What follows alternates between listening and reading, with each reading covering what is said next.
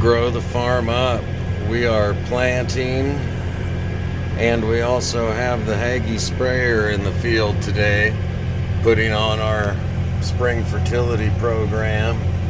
A lot of humic and humates, humisource, sugars, a little bit of liquid nitrogen. Right behind the planter, we're back in the 8345 RT planting, and he is spraying on the spring fertility biology and fertility application. And as you can see, there are spots in the field where the cover crop stand is less than perfect, but look, there's still some cover crop down there. And I'm not a big fan of banding fertility and biology. I found I want that whole 30-inch soil structure to be I want that whole soil structure to be fertilized, not just an inch wide band. Sorry, I was getting a text there.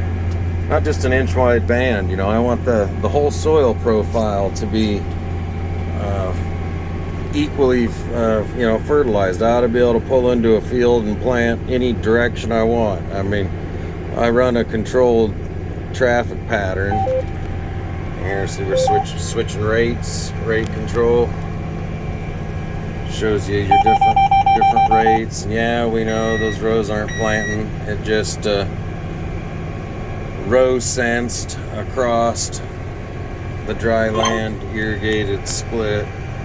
You'll see we plant a little less, well, quite a bit less population on the dry land, just because if it doesn't rain, there's not going to be the fertility to support it. But I found broadcasting onto standing cover crop like this actually much better than banding, because as you've seen in previous videos, the root rhizosphere, that living green root rhizosphere that we have right out in front of us here, if you broadcast biology, sugar, humates, commercial nitrogen, it bonds, those molecules bond with the living green plant tissue and also the living soil beneath it and all of the organic matter in it.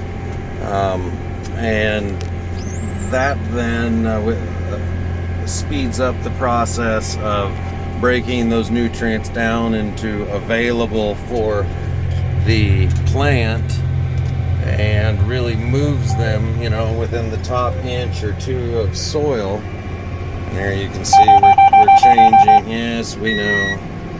See, we're changing populations here back. Scroll out, you can see there's the pivot corner circle. All pivots are in a circle, you know. Let's look over at it.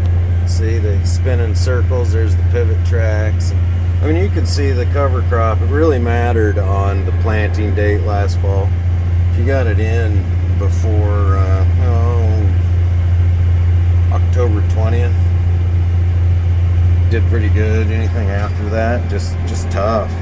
And you can see even where it looks barren, there is cover crop down there, and there is that living root rhizosphere.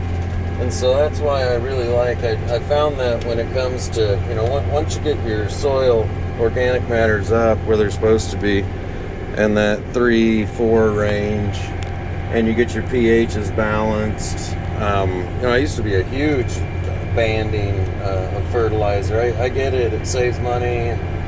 You know, you think you can apply less, or you think it's more efficient. And I mean, when in reality, you're trying to make that whole field not just an inch wide band where you plant the crop, or a 4-inch, 5-inch wide band where you plant your seed.